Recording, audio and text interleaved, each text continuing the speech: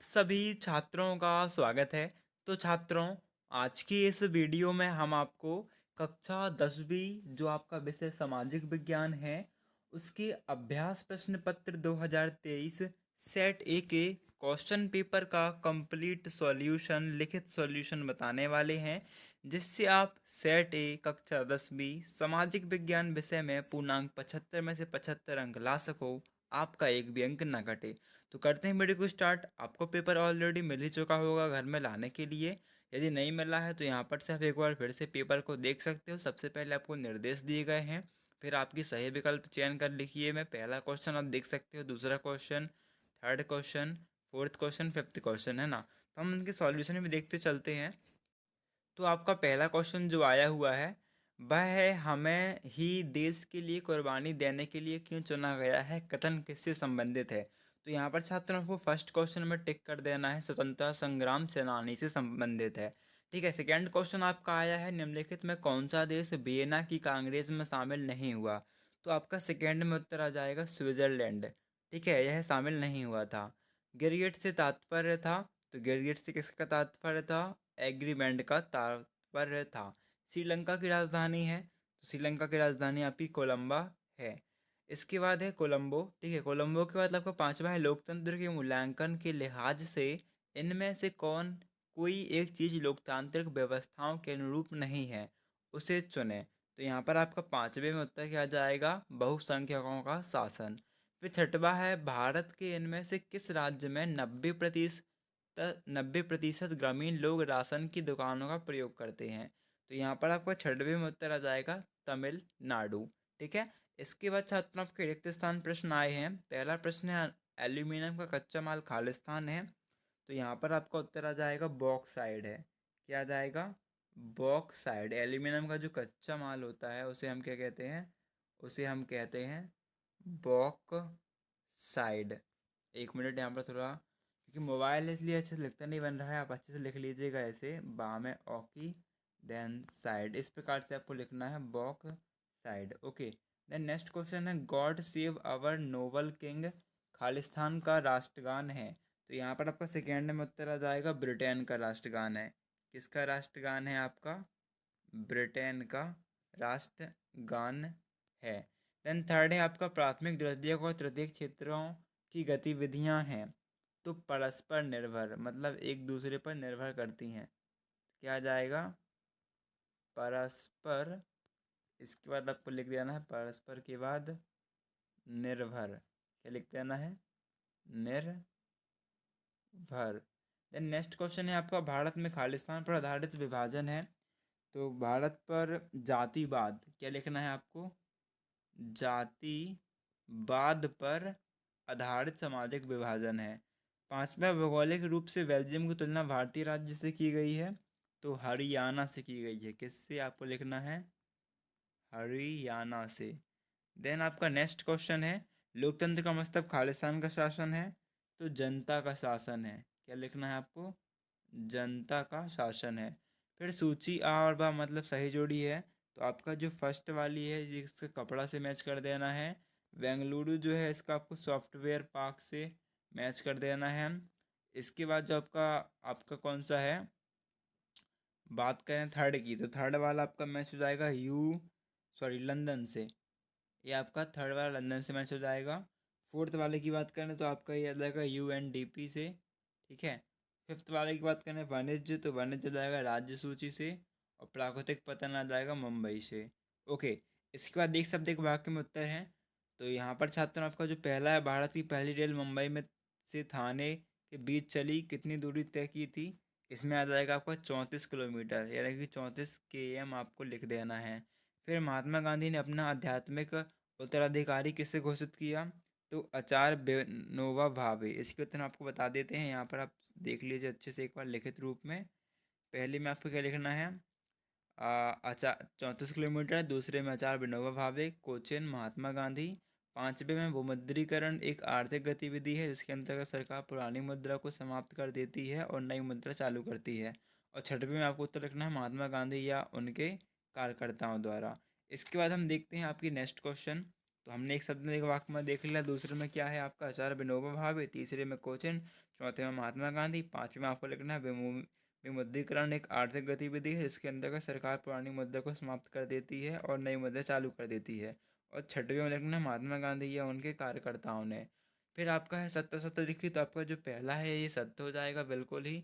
दूसरे की बात करें, दूसरा आपका जो है दूसरा वाला छात्रों आपका क्या हो जाएगा, ये भी सत्य हो जाएगा। तीसरा वाला आपका असत्य है। चौथे की वाले की बात करें तो ये आपका चौथा वाला सत्य है। पांचवा वाला आपका असत्य रहेगा और छठवा वाला आपका सत्य है। इसके बाद हम आते हैं 2 नंबर वाले क्वेश्चन में, अतिलघुत्तरी संसाधन किसे कहते हैं।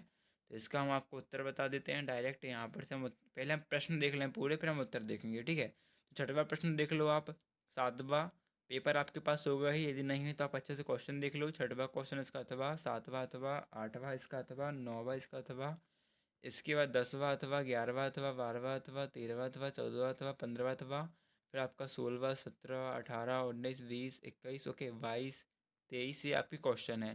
तो यहाँ पर आपका देखो ऑब्जेक्टिव तो आपने देख ही लिए, ये आपका first, second, third, fourth and fifth. अभी हम 2 नंबर वाले क्वेश्चन में देखते हैं आपका फिफ्थ के बाद सिक्स क्वेश्चन का आंसर। सो वो है आपका, हमारे पर्यावरण में उपलब्ध वे सभी वस्तुएं जो हमारे लिए उपयोगी हैं संसाधन कहलाते हैं, जैसे हवा, पानी, मिट्टी। फिर आपका जो सातवां क्वेश्चन, नवीकरणीय संसाधन किसे कहते हैं और अनावीकरणीय किसे कहते हैं, इसका उत्तर आप देख सकते हो, है ना। देखो सातवां क्वेश्चन एक बार देख लेते हैं हम फिर से। तो सातवां क्वेश्चन आपका क्या है, नवीकरणीय व अनवीकरणीय संसाधन किसे कहते हैं। तो इसका उत्तर हम आपको बता देते हैं। यहाँ पर आप देख लो कि वे संसाधन जिन्हें भौतिक, रासायनिक या यांत्रिक प्रक्रियाओं द्वारा नवीकृत या पुनः उत्पन्न किया जा सकता है, उन्हें नवीकरणीय अथवा पुनः युक्ति योग्य संसाधन कहा जाता है। उदाहरण के लिए सौर तथा पवन ऊर्जा। और अनवीकरणीय संसाधन वे संसाधन का एक लंबे भू वैज्ञानिक अंतराल में होता है। अविनकरणीय अनवीकरणीय संसाधन कहलाते हैं, उदाहरण के लिए कोयला और पेट्रोलियम। ये आपका कौन सा उत्तर हो गया, सातवां। इसके बाद हम देखते हैं आपका क्वेश्चन नंबर आठवें का उत्तर। तो क्वेश्चन नंबर आठवां आप देख लीजिए क्या है, भूमंडलीकरण या वैश्वीकरण या रेशम मार्ग क्यों महत्वपूर्ण था। सो यहाँ पर इसका उत्तर देख सकते हैं, वैश्वीकरण या भूमंडलीकरण किसे कहते हैं का। वैश्वीकरण से तात्पर्य विश्व की अर्थव्यवस्थाओं के बीच व्यापार के क्षेत्र में वित्त, उत्पादन, तकनीक और निवेश आदि के लिए पारस्परिक बातचीत एवं व्यवहार करना है। अर्थात विभिन्न देशों के बीच परस्पर संबंध और तीव्र एकीकरण की प्रक्रिया की ही वैश्वीकरण है। फिर इसके बाद आपका जो देखो नाइन्थ क्वेश्चन देखते हैं, नाइन्थ क्वेश्चन क्या है। तो छात्रों यहाँ पर आप देख सकते हो आपका नाइन्थ क्वेश्चन क्या है, औद्योगिकरण की शुरुआती दौर में व्यापारी मशीनों से दूर रहना पसंद करते थे, क्यों, और महिलाओं ने स्पिनिंग जेनी का विरोध क्यों किया।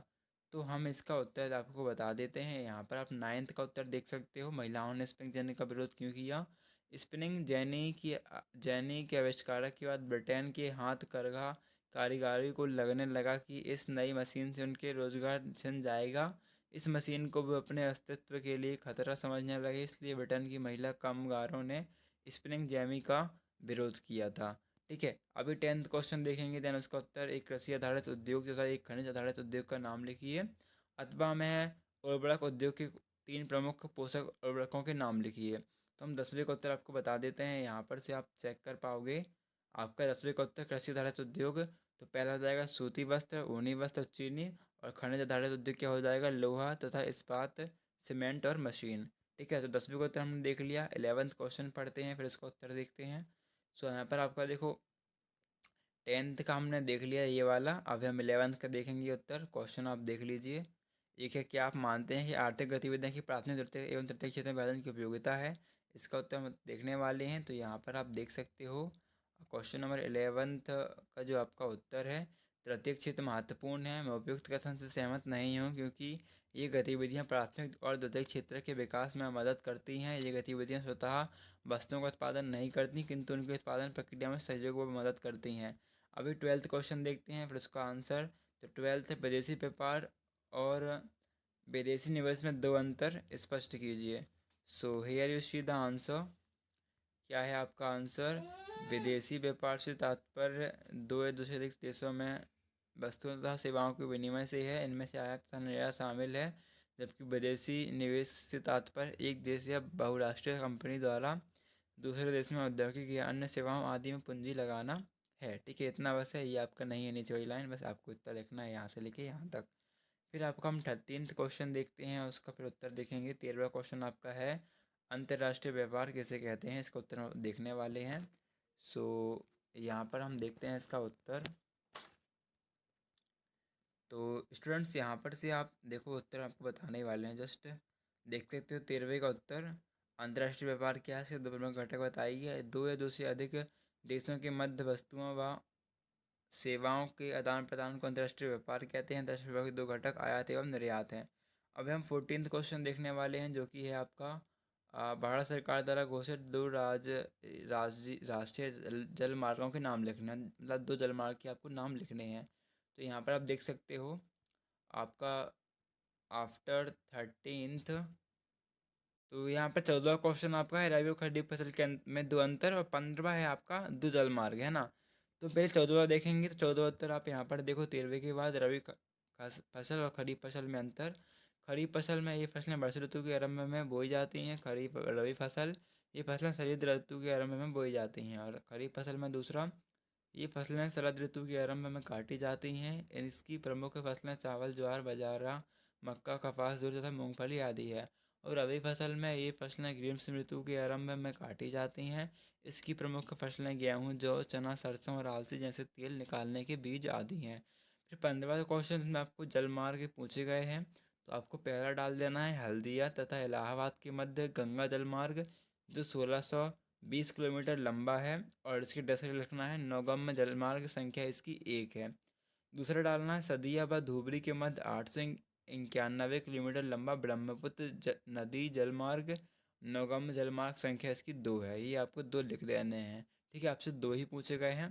हम चाहते हैं थोड़ा नेक्स्ट क्वेश्चन देखते हैं। नेक्स्ट क्वेश्चन आपका 16वां है, जो कि है मुद्रण संस्कृति ने फ्रांस की क्रांति के लिए अनुकूल परिस्थितियाँ रची, स्पष्ट कीजिए, अथवा वाला, है ना। तो हम देखते हैं यहाँ पर 16वें का उत्तर, अथवा वाला। आपको उत्तर में हेडिंग डालनी है, मुद्रण संस्कृति ने फ्रांसीसी क्रांति के लिए निम्नलिखित अनुकूल परिस्थितियाँ रची, जैसे निम्न तर्कों से स्पष्ट होती हैं। पहला लिखना है आपको पॉइंट डाल के, छपाई के कारण ज्ञानोदय के चिंतकों के विचार का प्रसार हुआ। उनके लेखक ने कुल मिलाकर परंपरा, अंधविश्वास और निर्कुंसवाद की आलोचना पेश की। उन्होंने रीति रिवाजों की जगह विवेक के शासन पर बल दिया और मांग की हर चीज़ को तर्क और विवेक की कसौटी पर ही कसा कसा जाए, ये कहा। दूसरा पॉइंट डालना है, आप देख सकते हो, चर्च की धार्मिक और राज्य की निर्कुंज सत्ता पर प्रहार करके परंपरा व आधारित सामाजिक व्यवस्था को दुर्बल कर दिया। वोल्टेयर और रूसो के लेखन का व्यापक पाठक वर्ग और उनके पाठक एक नए आलोचनात्मक, सवालिया और तार्किक नज़रिए से दुनिया को देखने लगे। फिर आपका थर्ड पॉइंट आपको सेम टू सेम उतार लेना है ना। पढ़ेंगे तो वीडियो ज़्यादा लंबी हो जाएगी, इसलिए आप खुद से पॉज करके लिख लो अच्छे से। फिर आपका फोर्थ पॉइंट, और इसके बाद आपका इसके आगे और लिखोगे तो आपका पूरा पूरा आंसर 16वां कंप्लीट हो गया।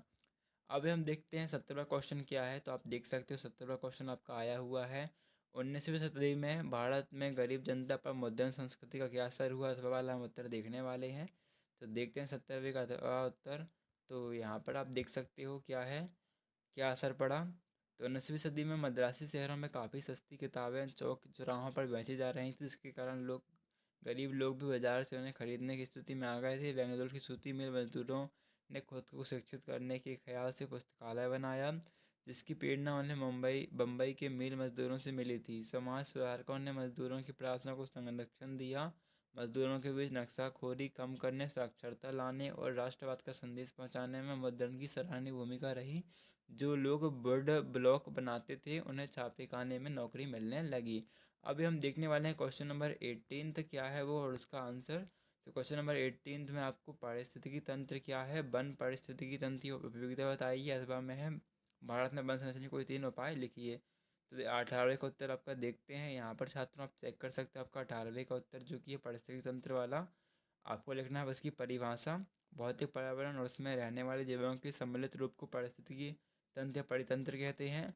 और फिर जो वन पारिस्थितिकी तंत्र की उपयोगिता है, इसे आपको सिंपली वीडियो को पॉज करके लिख लेना है। अभी 19वां क्वेश्चन देखते हैं और प्लस उसका उत्तर। तो आपका 19वां क्वेश्चन है, भारत एक संघीय व्यवस्था वाला देश है ना। इस तथ्य को साबित करने वाले मुख्य 3 बिंदुओं को लिखिए। तो देख लेते हैं इन बिंदुओं को, जिससे आप अच्छे से लिख पाओ इन्हें। तो यहाँ पर आपको लिखना है उत्तर डाल के, भारत एक संघीय देश है, इसे निम्न विशेषताओं से समझा जा सकता है। पहला, सत्ता का विभाजन डैश करके संविधान स्पष्ट रूप से केंद्र और राज्य सरकारों के बीच विधायी अधिकारों के को 3 हिस्सों में बांटता है। ये तीन सूचियाँ इस प्रकार हैं: संघ सूची, राज्य सूची, समवर्ती सूची। और सेकेंड डालना है 3 स्तरीय व्यवस्था। संघीय व्यवस्था के अंतर्गत अलग अलग स्तर की सरकारें एक ही नागरिक समूह पर शासन करती हैं, किंतु कानून बनाने, कर वसूलने और प्रशासन का उनका अपना अपना अधिकार क्षेत्र होता है। इतना आपको लिख लेना है। और फिर थर्ड पॉइंट, शक्तिशाली न्यायपालिका, इसमें भी 3 लाइन है, इन्हें भी आपको सेम टू सेम उतार लेना है। ये आपका 19वां उत्तर हो चुका है। अभी हम 20वां प्रश्न देखते हैं छात्रों। आपका 20वां प्रश्न क्या है? उधारदाता उधार देते समय समर्थक ऋणाधार गारंटी की मांग क्यों करता है? और अथवा में मुद्रा के उपयोग से वस्तुओं के विनिमय में सहूलियत आई समझाएगी। तो हम अथवा वाला उत्तर देख लेते हैं 20वें का। यहाँ पर स्टूडेंट आप उत्तर देख सकते हो 20वें का अथवे का उत्तर। क्या लिखना है आपको? मुद्रा के उपयोग में विनिमय में सहूलियत कैसे आती है? आपको लिखना है मुद्रा के उपयोग से वस्तुओं के विनिमय सरल हो जाता है तथा इससे वस्तु विनिमय की समस्या उत्पन्न नहीं होती। उदाहरण स्वरूप, यदि किसी व्यक्ति के पास जूते की अधिकता है एवं उसके बदले गेहूँ या कोई अन्य वस्तु चाहता है, तो वह यह जूते बाजार में बेचकर प्राप्त मुद्रा से कोई भी अपनी आवश्यकता संबंधी वस्तु खरीद सकता है। इसका उत्तर इतना ही रहेगा। ठीक है। फिर आपका 21वां प्रश्न देखते हैं। तो आपका 21वां प्रश्न क्या है? इसमें गरीब किसान सवर्णिक आंदोलन 11वें का अथवा का उत्तर देख लेते हैं सीधे डायरेक्ट। तो आप यहाँ पर से देख सकते हो 21वें का अथवा। तो यहाँ पर आपका देखो 21वें का अथवा का उत्तर आपके सामने है। इसे आपको सेम टू सेम उतार के लिख लेना है। ठीक है। अभी क्या बचा हमारा 22वां प्रश्न। तो देखो 22वें प्रश्न का उत्तर देखते हैं, जो कि है लोकतंत्र में राजनीतिक दलों की आवश्यकता क्यों है समझाइए, अथवा में लोकतंत्र में राजनीतिक दलों की विभिन्न भूमिकाओं की चर्चा कीजिए। तो देखते हैं 22वें का उत्तर। Here you can see your 22वें का उत्तर। आंसर क्या है? लोकतंत्र में राजनीतिक दलों की विभिन्न भूमिकाओं की चर्चा करें, है ना। तो उत्तर लिखना है आपको। राजनीतिक दल के कार्य चुनाव लड़ना, नीतियां व कार्यक्रम जनता के सामने रखना, कानून निर्माण में निर्णायक भूमिका एवं सरकार का निर्माण करना है। एक लोकतांत्रिक राज्य में राजनीतिक दल अनेक प्रकार की भूमिका निभाते हैं। पहला चुनाव लड़ना, फिर इसमें आपको तीनों लाइन लिख देनी है। दूसरा नीतियां व कार्यक्रम जनता के सामने रखना, इसकी पूरी लाइन आपको लिख देनी है, चारों की चारों लाइन। फिर तीसरा पॉइंट डालना है कानून निर्माण में निर्णायक भूमिका, और फिर इसके बारे में आपको पूरा लिख देना है। मतलब आपको टोटल इतना लिख देना है ऊपर से लेकर नीचे तक। ये आपका हो गया। और फिर आपको फोर्थ पॉइंट डालना है विरोधी दल की स्थापना, और फिर इतना और लिख देना है। ये आपका 22वें का उत्तर हो जाएगा। अभी आपको बचता है लास्ट क्वेश्चन छात्रों, जो कि क्वेश्चन नंबर 23वां। यहाँ पर आपको देखो क्या है, भारत के मानचित्र में निम्नलिखित को आपको अंकित करना है। पहला है ओडिशा, झारखंड, अयस्क पेटी, सिंगरौली, कोयला क्षेत्र, अमरकंटक, तापी, है ना। तो ये आपको अंकित करने हैं। तो हम इसका उत्तर आपको जो पहला वाला है इसका उत्तर बता देते हैं, मानचित्र वाला। देखो यहाँ पर नाम क्या क्या है। पहला नाम तो हम देखते हैं क्या है, 1 मिनट पहले नाम देख लेते हैं अच्छे से। देखो यहाँ पर पहला आपका नाम आया है, देखो ये भी आपका सिंगरौली, कोयला क्षेत्र, कलपकम, अमरकंटक और उड़ीसा, है ना। 4 सिंगरौली, अमरकंटक, कलपकम। देखो आपका कलपकम ये है ना।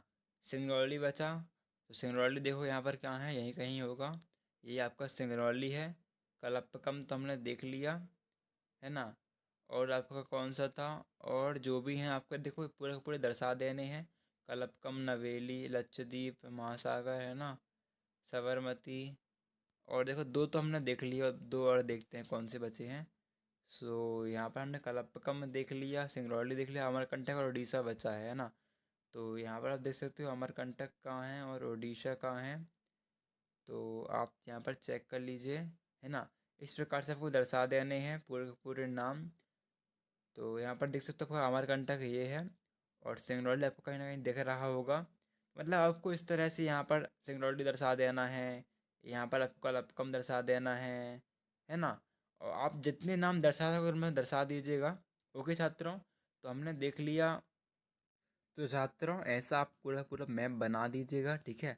और इस प्रकार से आप पूरे पूरे मैप को भर दीजिए। तो आइए अब आपके साथ वीडियो अच्छी लगी होगी, वीडियो अच्छी लगी वीडियो को लाइक करना मत भूलना, ठीक है। इस पर हम आपको और भी जितने आपके सॉल्यूशन आपके साथ प्रोवाइड करा देंगे।